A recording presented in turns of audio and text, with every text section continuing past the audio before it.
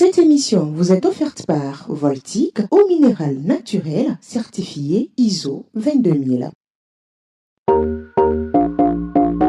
Émotion, action, détermination, partage. Merci de nous choisir pour vous informer. Nous sommes mercredi et bien sûr c'est l'heure de Djena Sport sur Radio Djena. Plusieurs sujets nous intéressent. Parmi eux, on parle bien sûr du retour de la violence dans les stades, cas du stade Dr Kaolo. À qui la faute? Question à nos invités en studio. En deuxième division à Gaza se remet dans la course, mais la course vers quoi?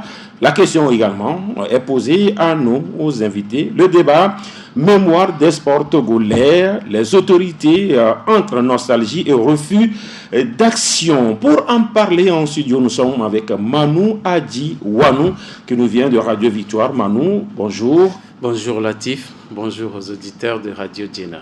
Vous allez bien? Je vais bien. Et les Congolais, ils vont bien? Parce que je sais que vous revenez tout fraîchement. Hein? Voilà. Vous avez traversé le fleuve? Non, je n'ai pas pu traverser le fleuve. Je suis content que tu n'aies pas demandé après les Congolaises, que tu as demandé plutôt les Congolais. Oui, je n'ai pas demandé d'après les Tika. Les Tika, voilà, les petits et les petites, les Tika, voilà. Oui, Latif, en tout cas, ça va. Les Congolais, oui, c'était le 9e championnat d'Afrique de Scrabble francophone. Et voilà, le Togo aussi a participé avec deux athlètes, on va dire, c'est-à-dire un officiel et un athlète.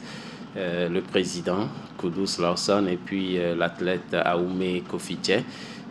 Cette délégation était appuyée par ma modeste personne en tant que président de la commission des arbitres africains, qui a pu quand même gérer la compétition malgré le stress, les difficultés, les préjugés. Il y avait beaucoup de défis à relever. Nous avons pu le faire d'une certaine manière. Et l'autre délégation, la composition, c'était de pouvoir obtenir l'organisation l'année prochaine au Togo. Vous vous souvenez, la première édition des championnats d'Afrique de Scrabble francophone se sont déroulés au Togo. C'était en 2016. Et donc, 10 ans après, il est normal, souhaitable que le Togo accueille de nouveau cette compétition. Et donc, le président a pesé de tout son poids pour que cette organisation soit remise au Togo. C'est pratiquement chose faite. Maintenant, il reste un dossier à fournir dans 3 mois, un dossier assez lourd pour que l'organisation soit totalement donnée au Togo. Voilà. D'accord. Grégoire, bonjour. Bonjour Latif et bonjour à tous ceux qui sont branchés sur Radio Djena. C'est une bonne chose de voir le Togo sur le continent. Ben, bien sûr. On sait que quand on parle de Scrabble francophone, le Togo est toujours présent. Manu parlait tout à l'heure de la première organisation au Togo. Je me rappelle très bien, j'ai couvert cette compétition du début jusqu'à la fin. Et comment a été cette organisation? C'était avec l'autre président, son nom, Edor Carlos. Et j'ai vu l'organisation, tout ce que le Togo a fait à l'époque pour que cette organisation soit parfaite, où des équipes sont venues de l'Afrique centrale, de la Côte d'Ivoire, du Bénin. C'était quand même intéressant. Maintenant, si le Togo arrive encore à obtenir cette organisation, ce sera une très bonne chose. C'est parce que, oui, le Togo se rend capable donc d'organiser cette compétition. Ce sera une très bonne chose pour les Scrabbleurs togolais. Alors, au plan comptable, Manou, qu'est-ce qu'on peut retenir de la participation togolaise? Oui, il faut retenir que le seul athlète togolais s'est débattu parmi toute une mare de gladiateurs. C'est Dagban? Non, Dagban n'a pas fait le déplacement, occupé professionnellement parlant. Il n'a pas pu se dégager pour aller au Congo. C'est Aoumé Kofiche, d'ailleurs son poulain, on va le dire, parce que c'est Dagban qui l'a formé, qui lui a donné les armes nécessaires pour aller au front. Et il faut dire aujourd'hui que À Oumé, par rapport à la compétition phare, ou je dirais à l'épreuve phare de ces 9e championnats, nous l'appelons Duplicate Elite, il a été 23e sur 114 compétiteurs venus de toute l'Afrique. 22e, oui, il n'est pas sur le podium, mais c'est à féliciter parce que c'est, je dirais, sa 22e ou 23e. Il est 23e plutôt sur l'élite. Voilà. Il est 22e sur les classiques, l'élite classique. L'élite duplicate, il était 23e. C'est des positions encourageantes, tout simplement parce que quand vous voyez ceux qui se sont alignés, aujourd'hui c'est Habib Alabi de la Côte d'Ivoire qui a été champion au niveau de l'élite duplicate. Ce joueur à Lomé a été le champion d'Afrique pour les classiques, l'élite classique. Il y a 10 ans. Il y a 10 ans. Et c'est lui qui reprend au niveau du duplicate. Et pour la petite histoire, quand il a obtenu le champion d'Afrique au Togo en 2016, on organisait encore les championnats du monde en Afrique. C'était à Agadir de la même année, oui, au Maroc. C'est au Maroc. Il a été encore champion du monde en classique. Donc c'est une confirmation. C'est la même année, il a pris le champion du monde, champion d'Afrique et champion du monde. Et c'est lui qui prend l'élite la fois passée, après avoir fait un séjour en Europe, en gagnant beaucoup de prix. Parmi ce lot-là, je vous assure que les ténors du Scrabble africain s'étaient donné rendez-vous tout simplement à Pointe-Noire, oui, au Congo. Donc, cette place d'Aoumé, pour moi, et d'ailleurs sur la plateforme africaine, tout le monde le reconnaît, puisqu'il vient de nulle part, on va le dire comme ça. Sa première compétition internationale, c'était à Bouaké l'année passée, et cette année est la deuxième fois qu'il participe au championnat d'Afrique. Il a surpris plus d'un. En tout cas, on aurait souhaité qu'il soit sur le podium. Il n'a pas pu, mais de ces prouesses-là, le monde entier, à travers ces championnats, se dit oui, il y a une révélation aussi qui vient du Togo et qui pourra faire mal les années à venir. Et vous avez coordonné toute cette compétition? Oui, je l'ai coordonné avec beaucoup de passion, détermination, volonté, dévouement, parce que entre-temps, il y avait, comment je dirais, un préjugé qui planait sur l'arbitrage africain. Il y a eu quelques actes qui, entre-temps, faisaient jaser, faisaient parler certains joueurs, comme si l'arbitrage favorisait certains joueurs et, je dirais, au lieu de constater les performances, je dirais, fabriquait plutôt ces performances-là. Et c'était l'année dernière que la CASF a refait les commissions et m'a mis à la tête de la commission d'arbitrage.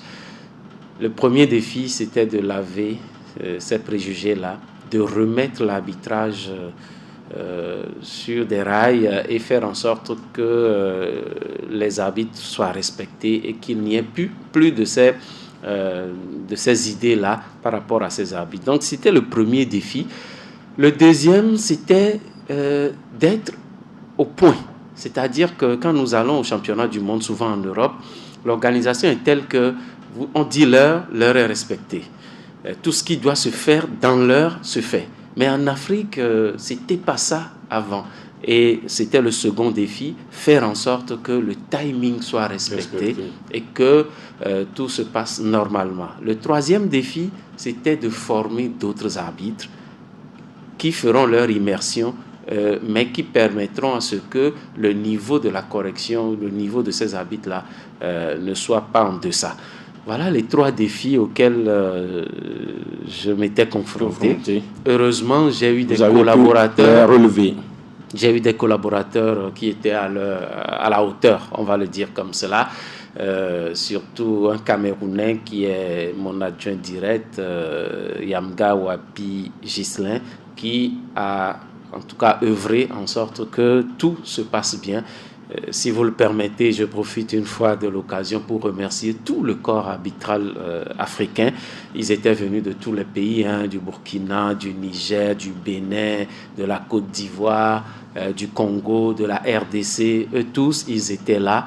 Et nous avons pu travailler. C'était vous le président? Oui, c'est... Pourquoi cette précision? Oui, enfin, si vous étiez président, c'est que j'étais président. Effectivement, c'est le Togo. Voilà. Effectivement, à la fin, nous avions reçu des félicitations. Il est vrai que moi-même, j'ai été très content, très fier. Vous étiez flatté? Oui, en atterrissant à Pointe-Noire, j'étais hyper stressé. Qu'allait-il advenir? Comment allons-nous gérer cette compétition-là pour qu'à la fin, on ne dise pas qu'il y a eu des couacs à cause de l'arbitrage? Et à la fin, tous les joueurs, dans l'unanimité, ont salué l'arbitrage. Et jusqu'au jour d'aujourd'hui, il y a encore de ces félicitations que nous recevons. Nous prions Dieu pour que les années à venir, nous soyons toujours à la hauteur des défis qui nous sont confiés et que le nom du Togo soit toujours Il n'y a pas eu donc de contestation, ce n'est pas forcément le cas dans les championnats togolais. Ici, on va en parler pour dire aussi que la Feto Box est en activité. C'est une formation qui est lancée là-bas, Grégoire Atignan. Oui, c'est une formation à l'endroit des entraîneurs locaux, une formation initiée justement par la fédération sur la boxe anglaise et outiller justement ces techniciens-là par rapport aux activités qui arrivent. C'est vrai, on n'a plus parlé donc de formation au niveau de la boxe. Je crois que ça fait très très très, très longtemps, tout simplement parce que vous savez que au sein de cette fédération, ce n'est pas aussi la stabilité. Et à chaque mandat, c'est des problèmes. Chaque année, c'est des problèmes. Et ça fait qu'on n'arrive pas tellement à organiser des activités, même les compétitions sur le plan local. C'est rare de voir la fédération organiser ces compétitions-là. Mais je crois que on a compris quand même quelque chose et la fédération a pris cette disposition-là d'inviter un expert, un Nigérien, Olusegun, pour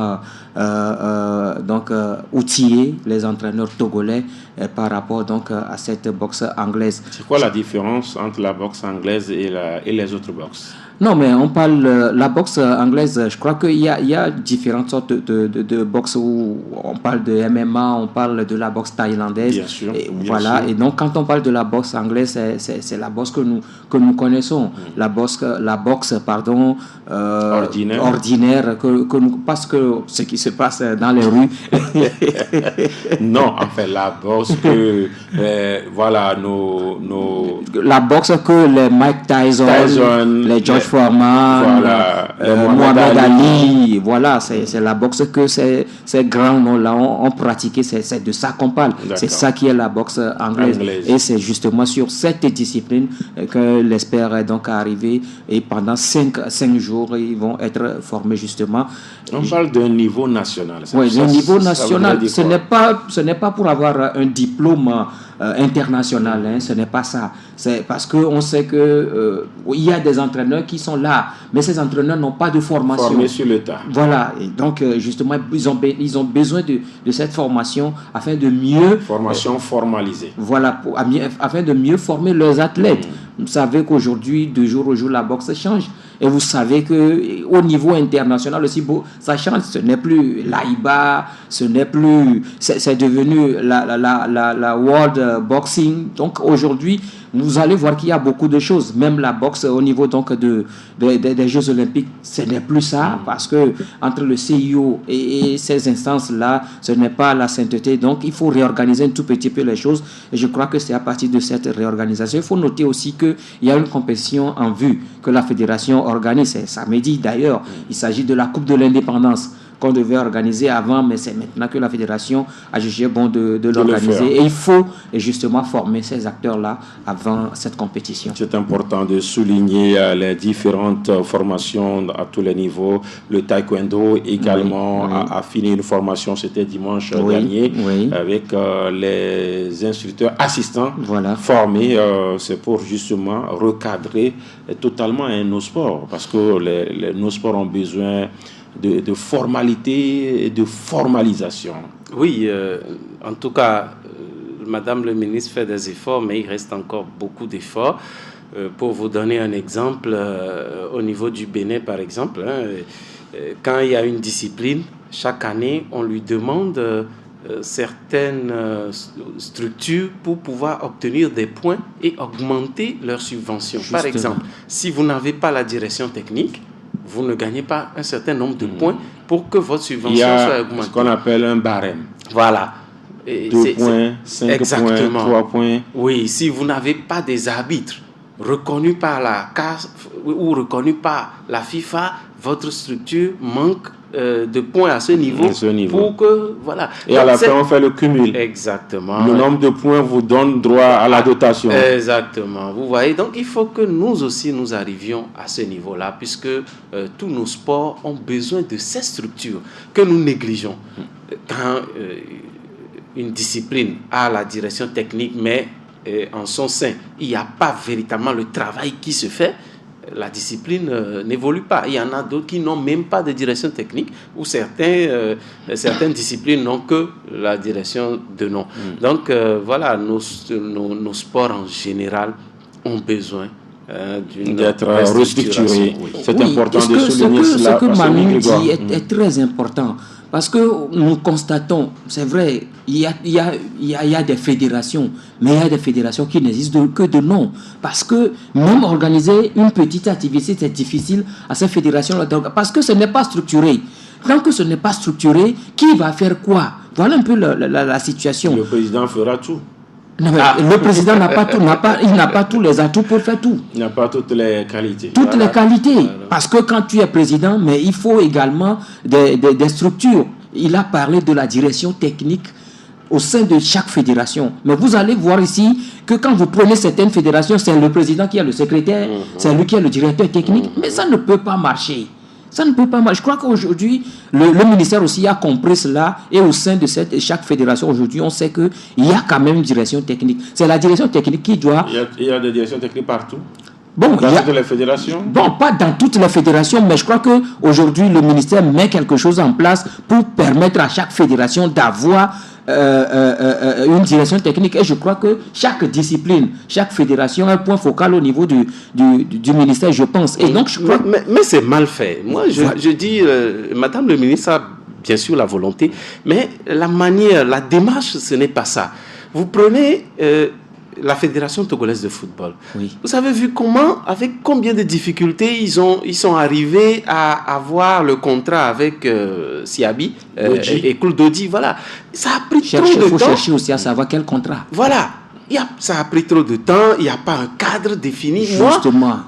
L'arrêté que le ministre ou Madame le ministre avait pris pour mettre sur pied les directions techniques dans les fédérations, à ce niveau-là, il manque des réponses à certaines questions.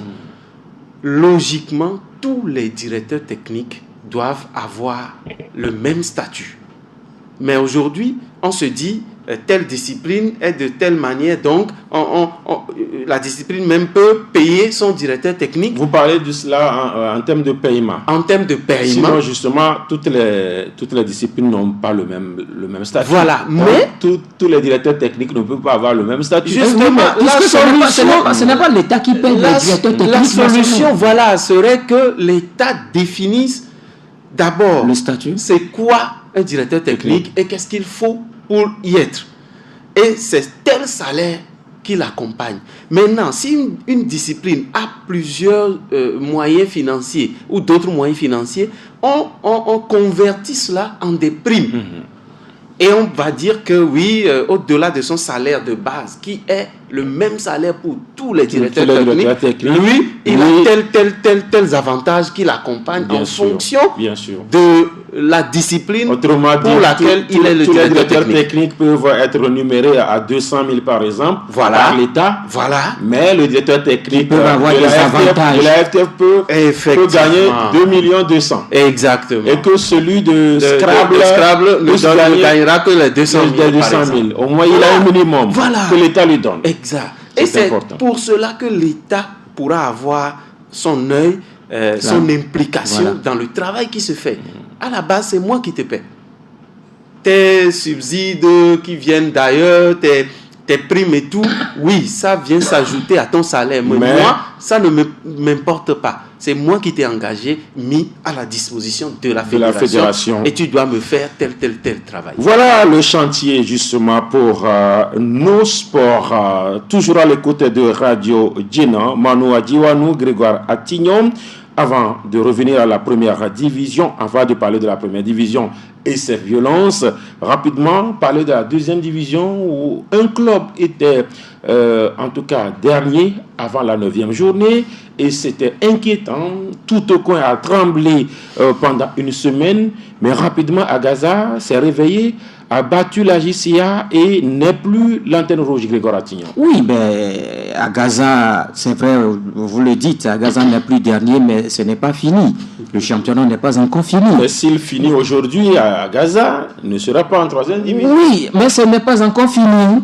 Ce qui veut dire qu'il reste encore des matchs. Il faut qu'Agaza arrive à avoir des points par rapport donc aux autres matchs qui arrivent. Le problème qui se pose, c'est que à Gaza, depuis le début de ce championnat, Gaza avait aligné 2 matchs, je crois, à la maison. Ensuite, Gaza fait quand même des déplacements qui n'ont pas du tout souri au club de Tokoin. Ces déplacements, que ce soit sur les terrains, à la JCA, à Tablibo ou encore ailleurs, ça n'a pas du tout souri à Gaza. Maintenant, à Gaza, je crois que c'est la 2e victoire de la saison. Ça fait 2 victoires et 3 nuls pour Agaza. Voilà, c'est la 2e victoire de 9 matchs. De la saison. Agaza a joué, je crois, à la maison contre Asposa, a fait match nul. Agaza... Vous voulez citer tout cela? Non, mais je vois les adversaires. Il y a eu 2 victoires et 3 nuls.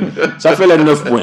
Voilà. Sur combien de journées? Voilà, donc aujourd'hui, c'est vrai que c'est la 9e journée. Il reste encore quelques journées. Il va falloir, si Agaza veut véritablement se maintenir... Il reste encore 5 journées. Voilà, si Agaza veut véritablement se maintenir en 2e division, il faut que sur les 5, Agaza gagne au moins 3 matchs. Donc il faut qu'Agaza oublie déjà les playoffs, c'est ça? Agaza n'a qu'à oublier. Moi, je crois qu'Agaza peut oublier les playoffs. Ça fait 9 points pour Agaza. Oui. Le premier a 18 points. Ça fait 9 points. 9 points de différence. Il reste 15 points à aller chercher, Manu Adjiwanou. Oui.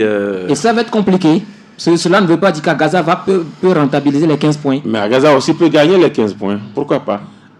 C'est par rapport justement au parcours de l'équipe, à la prestation de l'équipe. Voilà, gagner la JCA ne veut rien dire. C'est une bête noire. Non, bête noire en difficulté, c'est facile à l'avoir. On connaît l'état dans lequel la JCA se trouve aujourd'hui. Ils sont derniers. Voilà, et Agaza qui domine le dernier pour quitter la dernière place. Il y a eu 1-0. Oui. Est-ce que dominer n'est pas aussi trop fort? Il y a eu 1-0. Bon, ok. Agaza qui gagne. C'est mieux. Hein? Donc c'est le point qui compte là-bas. C'est le point qui compte.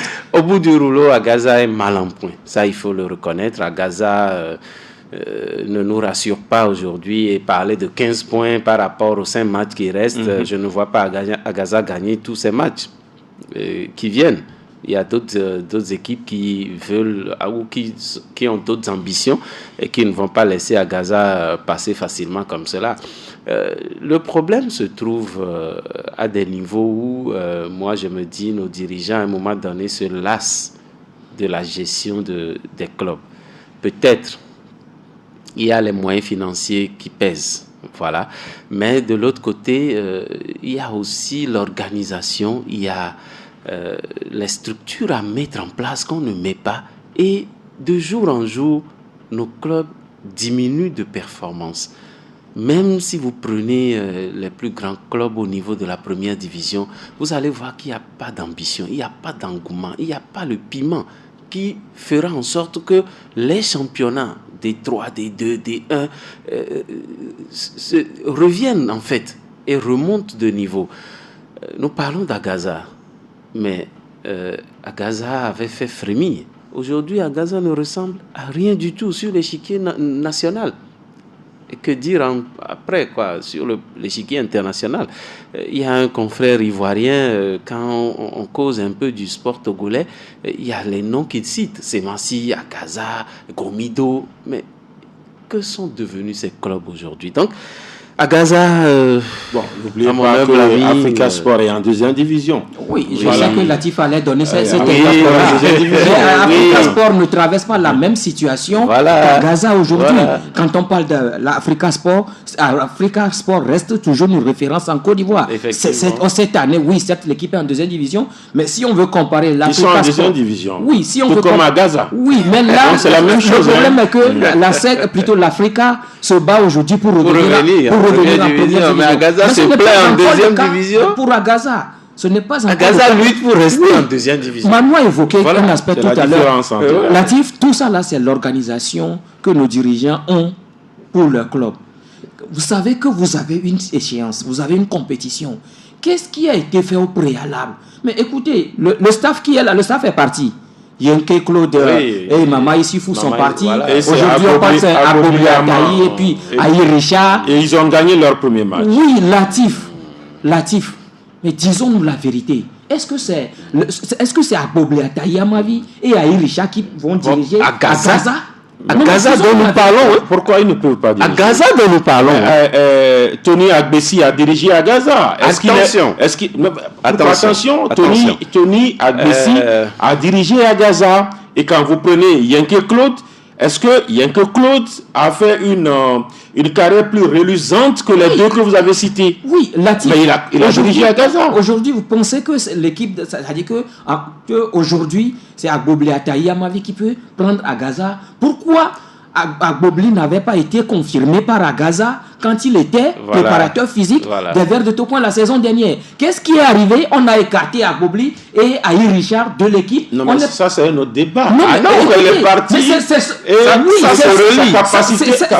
C'est ça qui fait qu'il n'y a pas de résultat. Ce qu'on veut, on ne l'a pas. Parce que si aujourd'hui nous avons celui-ci et que ça ne suit pas, il faut le remplacer. Non, celui-ci n'a pas le niveau. Il faut amener... Non, mais le débat n'est pas à ce niveau. Oui, est-ce que c'est parce qu'il remplace trop? Oui, il y a ça aussi. Ou c'est parce que Agbobli et Aïe Richard n'ont pas le niveau Il n'y a pas de stabilité. Non, ma question, vous ne répondez pas à ma question. Ce qui amène la stabilité, c'est ça. Mais vous ne répondez pas à ma question. Si, mais écoutez, j'ai compris que vous ne voulez pas répondre. Qu'est-ce qui a fait que Tony Agbessi est parti? Alors que tout le monde a vu le travail que Joly a fait avec cette équipe-là. Mais quoi, je vous ai compris, sauf qu'on n'est pas sur la même longueur. Moi, je vois là où tu veux. Oui, parce qu'il a ouvert un sujet, il ne peut pas le clôturer. Non, ben, tu veux que nous te disions qu'ils n'ont pas le niveau. C'est pas la réponse qu'on va te donner. Voilà, parce que ça a été quand même des grands joueurs. Justement, c'est l'erreur que nous commettons. C'est pas parce qu'on a été grand joueur que forcément sera un grand entraîneur. Oui, mais de deux, si vous avez de l'ambition pour votre club, quel entraîneur allez-vous prendre? Nous critiquons actuellement Asco, par exemple. Quel est l'entraîneur d'Asco? Qui est l'entraîneur d'Asco? Vous comprenez? C'est qui? C'est Lambert Amani. Voilà, il faut rappeler ça aux auditeurs. Malgré le fait que Asco a pris cet entraîneur à plus d'1 million et que c'est un entraîneur qui a un diplôme. Il a joué pour les éléphants. Oui, c'est pas parce qu'il a joué. C'est tout. Justement, c'est pas parce qu'il a joué. Richard et Amavi aussi ont joué pour l'équipe nationale. Je dis, c'est pas parce qu'il a joué. Sa référence, c'est où? Sa référence, c'est au niveau de son diplôme aussi. Bien il sûr. a le diplôme qu'il faut. Vous comprenez? Il a fait le parcours qu'il faut. En réalité, pour être entraîneur, il faut avoir le diplôme. Voilà. Et ce n'est pas... Est-ce qu'il y a des entraîneurs qui n'ont pas de diplôme? Oui, il y en a, non. Et puis, est-ce que nous parlons de diplôme ou d'attestation? En fait, ou de licence? C'est la même chose. Hein? Attention, non. Attestation et diplôme, c'est la même chose. Attention, non. Quand vous avez une attestation... Non. Quand vous avez une attestation... étude diplômante, c'est ça qui vous offre le diplôme. Oui. Alors qu'une attestation peut être donnée sur des modules. Vous faites des modules, vous obtenez des attestations. La licence, ça se renouvelle au bout d'un certain nombre d'années. Et aujourd'hui, nous parlons de licence A, licence B, licence C. Combien d'entraîneurs togolais ont pu renouveler les licences qu'ils ont eues depuis un certain temps? Ce qui veut dire que sur l'échiquier continental, beaucoup de nos entraîneurs ne sont plus... Vous avez renouvelé votre baccalauréat quand vous l'avez eu? Justement, ça c'est un diplôme. Voilà. Ça ne se renouvelle vous pas. Parlez de quel mais une licence se renouvelle. Non, mais c'est-à-dire que quand tu as la licence A, par exemple, au bout d'un certain nombre d'années, tu dois aller vers la licence B, par exemple. D'accord. Non, si tu ne le fais pas... Ça passe par C pour arriver à... Exact. Moi, je veux simplement dire que tu changes de niveau après avoir prouvé... Mais quand tu as le diplôme supérieur, oui. Est-ce que vous allez encore le renouveler? Non, justement, ça va jusqu'à un niveau... Oui. Ça va jusqu'à un niveau où, quand nous parlons de licence A, licence pro, au bout d'un certain nombre d'années, vous retournez. Ça, c'est des recyclages. Oui, mais vous retournez valider la licence. Sinon, la licence n'est plus, je dirais, validée. Vous comprenez? C'est pas parce que tu as eu une licence qu'elle est à vie. Non. Mais il y a des diplômes qui sont à vie. Hein. On parle de diplôme. Il y a une différence entre diplôme et licence et attestation. Mais en football, le diplôme, il est à vie. Quel diplôme est à vie? Quand vous avez une licence A, pro, c'est que vous l'avez, c'est que vous l'avez. Ah non. Bien sûr. Allez vérifier. Non, mais c'est parce que j'ai la vérification. Il faut toujours que l'UEFA, après un certain nombre d'années... Ça, c'est des recyclages, maintenant. C'est forcé. Oui, mais on si vous ne le faites pas, vous aurez certes le diplôme, mais la précision pour nos auditeurs, ce sont des recyclages. On ne va pas dire que si c'est-à-dire c'est comme vous pouvez aller et échouer. En réalité, non. Vous allez juste faire des recyclages. On est d'accord. Si vous ne faites pas ce recyclage, c'est que votre diplôme et votre licence ne sont plus valables. D'accord. Nous parlons d'Agaza et aujourd'hui... On a déjà fini avec Agaza. Non, je voudrais ajouter quelque chose. La précision que je vais donner est qu'entre-temps, Agbobli a dirigé cette équipe quand il était préparateur physique. Et on a vu le résultat. C'est là même où on lui a donné le surnom, c'est parti. Bien sûr. Parce qu'Agaza traversait une crise. Quand Agbobli est arrivé, Agaza a aligné des victoires. D'accord. Aujourd'hui, ce que moi je ne comprends pas, il y a ces gens-là qui sont éternellement de la maison à Gaza. C'est-à-dire que eux, qu'il pleuve ou neige, ils sont à Gaza. Qu'il y a problème ou pas, ils sont à Gaza. Mais pourquoi... Vous voulez qu'ils changent de club ou bien comment? Non, mais c'est le comportement des dirigeants que je voudrais évoquer. Pourquoi arriver à un moment, on les écarte pour chercher d'autres? Et c'est quand ça ne va pas qu'on les rappelle. C'est des choix. C'est des choix. Ça se passe partout. C'est pas non, c'est parce que les dirigeants n'ont pas une ambition, n'ont pas une planification. Au niveau, ça se passe. C'est pourquoi il n'y a pas de stade. Au Real de Madrid, il y a de ces Zidane qui part, qui revient. Zidane qui part, qui revient. Non, ne donnez pas ces exemples-là. D'accord. Ne donnez pas ces on va évoluer. Grégoire Ratignon. D'accord, on vous a compris. Qui aime bien châtie bien. On va en première division maintenant. Parler de la violence est de retour. Manu, vous étiez au Congo, mais vous avez eu toutes les informations. Oui. Où il y a eu un sifflet, où il y a eu des cailloux, il y a eu tout. Alors, aujourd'hui, quand on parle de violence, ma question est celle-ci. Qui cause la violence? À qui la faute? Ce sont les acteurs. C'est une grande question et la réponse à cette question nous donnera des pistes de solutions. La question, c'est de savoir qui sont à la base de la violence. Bien sûr. N'est-ce pas? Premièrement, je parlerai des arbitres. Du comportement des arbitres. La manière dont ils officient les matchs, le sifflet, c'est l'élément avant-coureur de la violence. Ensuite, je parlerai des staffs, les entraîneurs, qui, à chaque sifflet, écartent les bras, se disent, voilà, c'est contre nous, l'arbitre n'a pas bien sifflé. En troisième lieu, le public à témoin. Voilà. Et c'est là où maintenant, le troisième élément, ce sont les spectateurs, le public, qui, parce que l'entraîneur s'est plaint, pour eux, l'entraîneur est plus proche, il a vu, il a fait ceci, eux aussi rentrent dans la danse pour se dire que oui, nous sommes trichés, même l'entraîneur est dépassé et c'est nous qui allons venir à son secours. Ces trois éléments réunis sont la base de la violence. Et c'est pour cela, chaque secteur ou chaque élément de cette violence-là doit être entretenu d'une certaine manière. Si un arbitre, après avoir mal sifflé, au moins la commission, le département, la fédération posait certains actes, ça pourrait être des signaux pour ces entraîneurs et le public de se dire, au bout du rouleau, il ne se sortira pas d'un mauvais arbitrage d'un match indemne. il aura toujours à payer à un niveau donné. Ce qui va leur dire, bon, si nous déplorons d'une certaine manière, et que, puisqu'il y a toujours des voies de recours, des voies pour signaler la violence, pas la violence, pour signaler les mauvais actes, là, les supporters vont se contenir et les entraîneurs aussi. D'accord. Donc, il faut vraiment une éducation. Il a cité 3 niveaux. Il faut en même temps les éduquer en même temps, ou il faut commencer par certains ou venir à d'autres. Commencer par les entraîneurs, commencer par les supporters ou commencer par les arbitres. Il faut aussi ajouter à cette liste la fédération, l'organisateur du championnat. Donc il faut les entretenir aussi. Qui va les entretenir? La fédération. Vous donnez l'exemple de ce qui s'est passé la dernière fois à Tchéviers.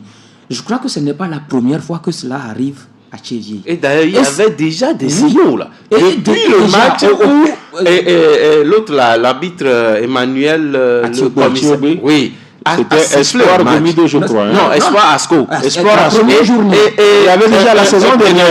Voilà, un penalty a été sifflé à Asco, penalty discutable. C'était déjà, je dirais, des antécédents que les supporters d'Espoir contenaient dans leur... Oui, mais ce que moi, je dis ici, c'est vrai, il y a ces préalables.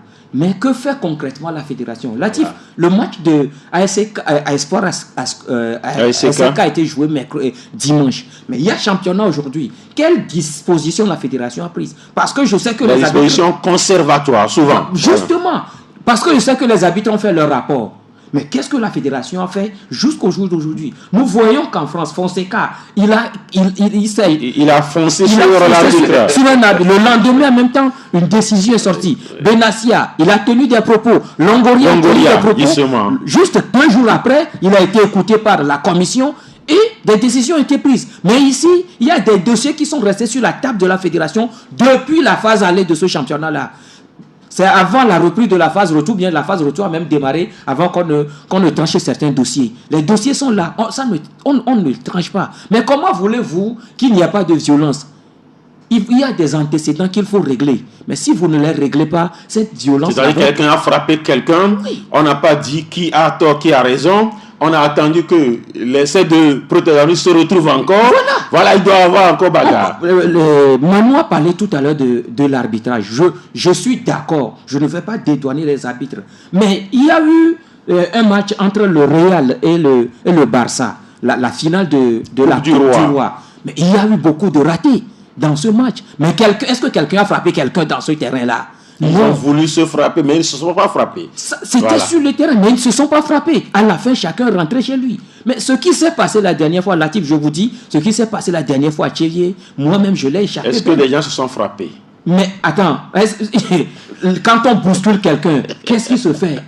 Mais quand on bouscule quelqu'un, je dis qu'on l'a bousculé. Le manager de l'ASK a été sérieusement bousculé. Jean-Marie Hello, notre il a été sérieusement bousculé. Quand on lance des projectiles, devant moi, il y a un gros caillou qui est venu tomber. Peut-être en Europe, il n'y a pas de cailloux. C'est pourquoi. Vous pensez qu'en Europe, il n'y a pas de cailloux? Je dis peut-être. Hein? Donc, je crois que c'est des... oui, c'est vrai qu'il y a les arbitres, il y a les entraîneurs, il y a les responsables de club aussi. Parce que je ne sais pas ce qui se dit, je ne sais pas ce qui se fait avant un match. Surtout à Tchéviers, il faut de temps en temps sensibiliser ce public-là. C'est un public hostile. Avant, on parlait du terrain de Semassi, mais je crois que depuis un moment, on ne parle plus. Il n'y a plus de violence, ou bien il n'y a plus d'intimidation.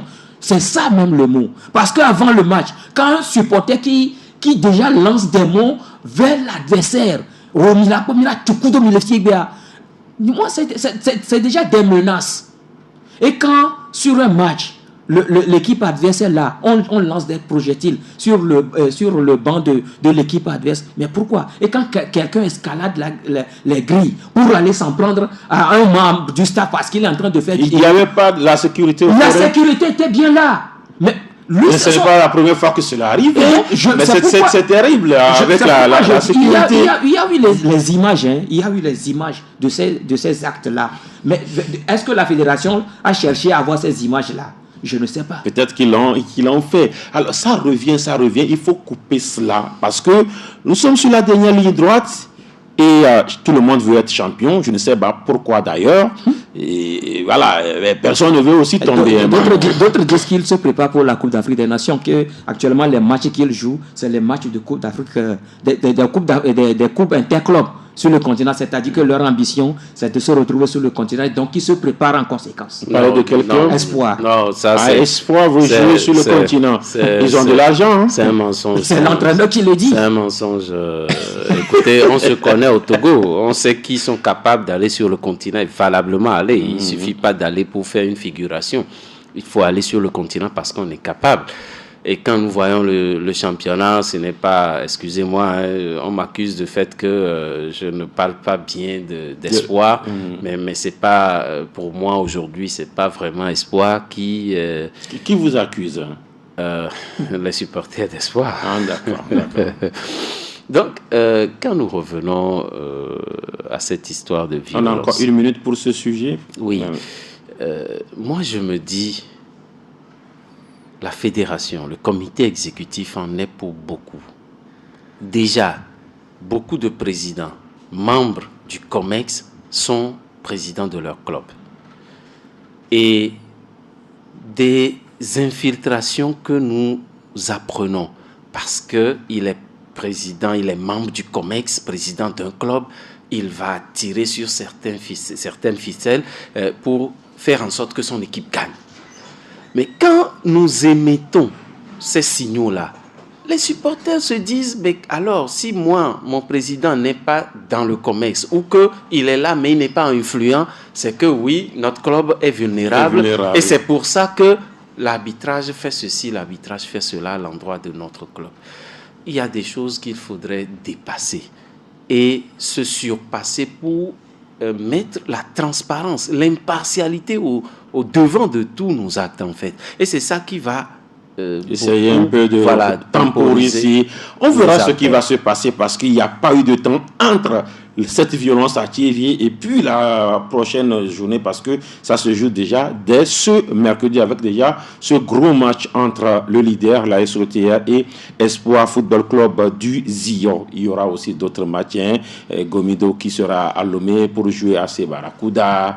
Il y aura également Asko qui sera dans un gros duel à Néron face à Gboulessou, entre autres. Le dernier sujet, mesdames et messieurs, on parle de, bien sûr, ce livre-là, Mémoire des sports du Togo, qui a été présenté officiellement aux acteurs du sport le 22 avril dernier au stade de Kégué. C'était à l'initiative du ministère des Sports et des Loisirs avec madame le ministre des Sports et des Loisirs qui en est d'ailleurs l'auteur. Et on parle du premier tome avec 11 disciplines prises en compte. C'est quand même bien d'avoir un truc comme ça. Manu Adiwano. Latif, tu as fait une précision là. Est-ce qu'elle est écrivaine, madame le ministre, ou bien on lui a écrit et... C'est un documentaire livre. En fait, c'est un documentaire livre, voilà, qui a été constitué. C'est en fait la vie, pour ne pas dire l'histoire du football togolais qui a été qu'est-ce que j'ai dit? Football. Du sport togolais qui a été reconstitué. Et voilà, mais c'est quand même madame le ministre qui est l'architecte. C'est présomptueux de sa part de vouloir faire écrire un tel livre sans véritablement avoir tout ce qu'il faut. Hein. Parce que oui, je me souviens, il y a eu des courriers à l'endroit des fédérations de pouvoir remonter les noms de leurs athlètes qui ont été, qui ont honoré le nom du Togo, les présidents, etc. Mais ça ne suffit pas pour rentrer, en tout cas dans cette volonté de reconstruire un livre pour dire mémoire depuis les indépendances jusqu'à aujourd'hui. C'est grand, hein, ce qu'elle a voulu faire. Tome 1, oui. Ça suppose que ce n'est pas fini. Mais malheureusement, quand vous faites le tome 1, le tome 2 ne sera pas ou ne comportera pas des éléments, je dirais, antérieurs au tome 1. Il peut renforcer quand même le tome 2 peut renforcer le tome 1. Peut renforcer, mais n'aura pas des éléments antérieurs au tome 1. Autrement dit, vous êtes anachronique. C'est ça, n'est-ce pas? J'ai fait tome 1, tome 2 va être une suite. Oui, dans la suite, vous pouvez maintenant renforcer le tome 1. Renforcer, mais vous ne pourrez plus parler. C'est-à-dire ajouter des éléments qui n'existent même pas dans le tome 1. Ajouter des éléments qui ont manqué dans le tome 1. Oui, mais totalement qui n'ont pas existé dans le tome 1. On ne te suivra pas. Donc vous pensez qu'il y a eu de la précipitation? Il y a eu de la précipitation. Il n'y a pas eu véritablement une recherche approfondie parce qu'un tel document, quand vous le prenez, en réalité, c'est que vous avez toute l'histoire des sports du Togo. J'aurais souhaité qu'elle fasse d'abord l'histoire de chaque discipline. Elle approfondit dans les disciplines et ensuite rassembler ces éléments pour faire son tome 1. Mais c'est ce qu'elle a fait, en fait. Non, les recherches n'ont pas été vraiment approfondies dans ces sports-là, dans ces disciplines. C'est pour cela... Elle s'est précipitée, mais moi j'aurais plutôt souhaité qu'elle fasse l'annonce. L'annonce de la production d'un livre. Voilà. Et maintenant aller véritablement dans Alors, Grégoire Attignon, lorsque justement on souhaiterait parler de discipline par discipline, lorsque vous prenez le sport, le football par exemple, il y a eu un documentaire, un livre, d'accord, tome 1, présenté et puis projeté devant un parterre d'acteurs, en tout cas sportifs, mais beaucoup disent qu'il manquait des ingrédients. On n'a pas entendu ou vu Roch Gnassingbé, Adebayor lorsqu'on parlait de l'histoire du football togolais. Et quand vous parlez de Roch Gnassingbé, vous parlez d'Emmanuel Adebayor, vous faites allusion à la qualification du Togo pour l'époque dorée. La Coupe du Monde 2006. C'était la belle époque. Le parcours de cette équipe-là, du début des éliminatoires jusqu'à la qualification, mais jusqu'à la participation du Togo à cette Coupe du Monde-là. Les acteurs clés de cette qualification, bien de cette participation, il y a Roch Balakiem Gnassingbé qui était président de la fédération à l'époque. Autre acteur clé, il y a le capitaine des éperviers à l'époque. Autre acteur clé, le joueur, la star de l'équipe togolaise à l'époque. Il faut préciser, quand vous parlez des capitaines, les gens pensent je dis le capitaine. Voilà, il faut préciser, il faut donner ce nom. Le capitaine de l'équipe togolaise à l'époque. La star de l'équipe à l'époque. Aujourd'hui, on dira qu'il n'est plus, en principe, le sélectionneur du Togo, le sélectionneur qui a qualifié le Togo. Il est mort. Voilà, il n'est plus, mais il a quand même un staff, il avait des adjoints. Et je crois que parmi ces adjoints, il y a des Togolais qui pouvaient aussi raconter comment ça s'est passé. La presse, les journalistes qui ont accompagné le Togo à l'époque, on se rappelle. Vous avez une histoire à raconter, hein? Écoutez, vous avez vous une histoire à raconter. Bien sûr. J'ai su. Parce que je sais que vous avez une histoire à raconter. Et il y a des journalistes qui ont quand même des choses à raconter par rapport à cette qualification. Écoutez, quand on veut parler de l'histoire, il faut aller même au fond. Aujourd'hui, nous parlons des fois, quand on parle de l'histoire du football camerounais, on va jusqu'à parler de comment est-ce qu'on... Cette victoire-là, comment est-ce qu'on l'a obtenue. Écoutez, nous avons parlé de Bodé. Bodé devait figurer dans cette histoire-là. Parce qu'il faisait également partie du staff des éperviers. Et il faisait partie de ceux qui préparaient les matchs pour le Togo. Mais Grégoire, même si nous revenons en 2006, là, c'est trop réducteur. L'histoire du Togo même était bien avant. Non, mais ils n'ont pas raconté que l'histoire de 2006.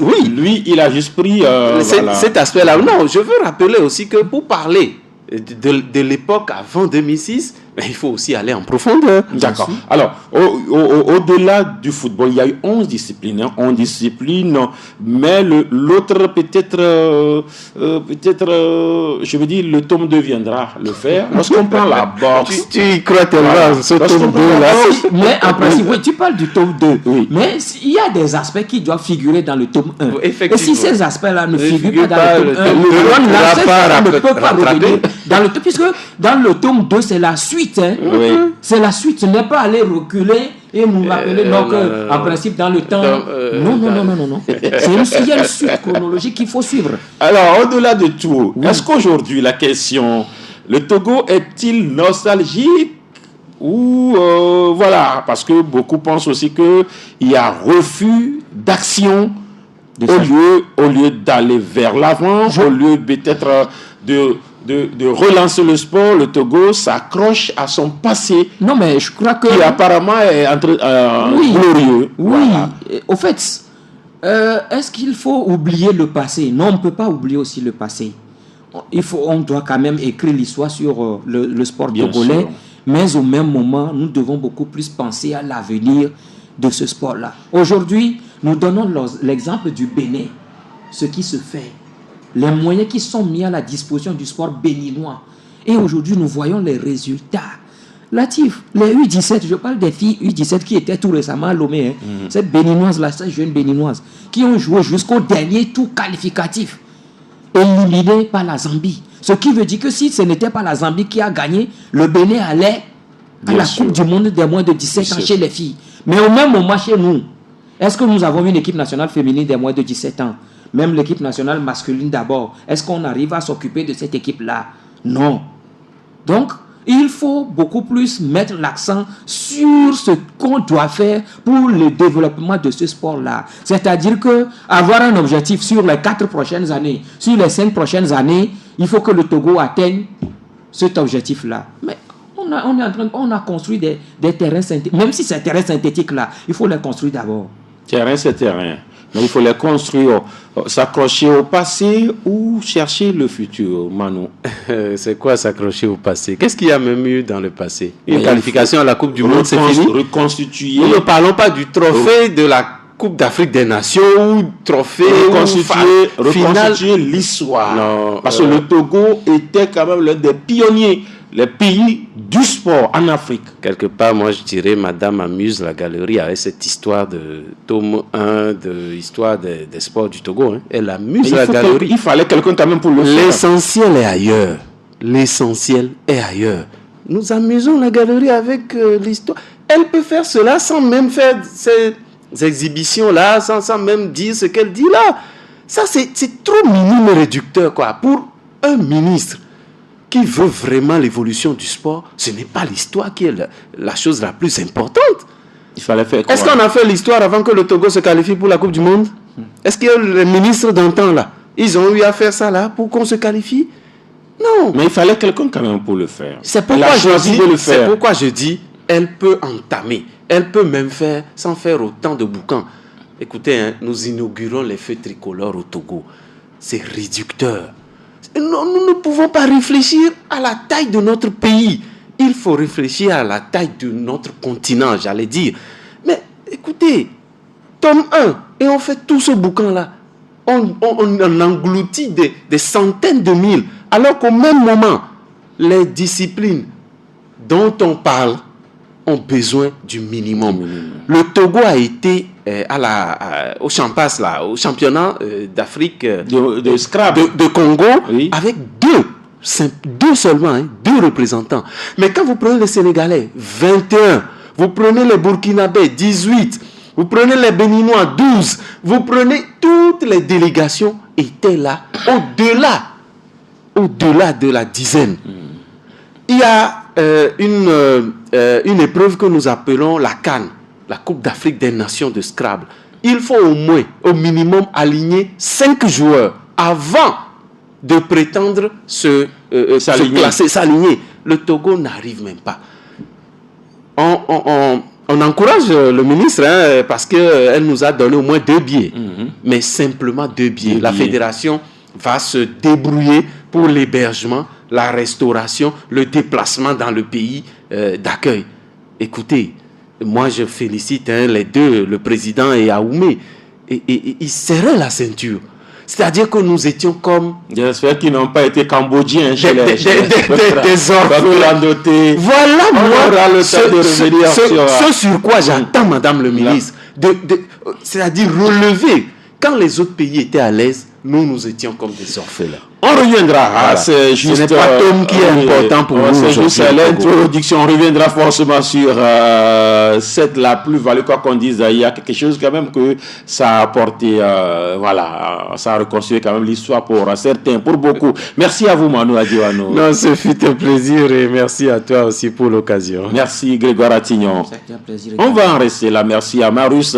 Monsieur Vidéo, je suis Latifi Roman. Djena Sport, c'est parti pour le mercredi prochain. Mais n'oubliez pas le MAC des sports. C'est vendredi à 10h. Bye bye. C'était Djena Sport avec Voltic, eau minérale naturelle, certifié ISO 22000.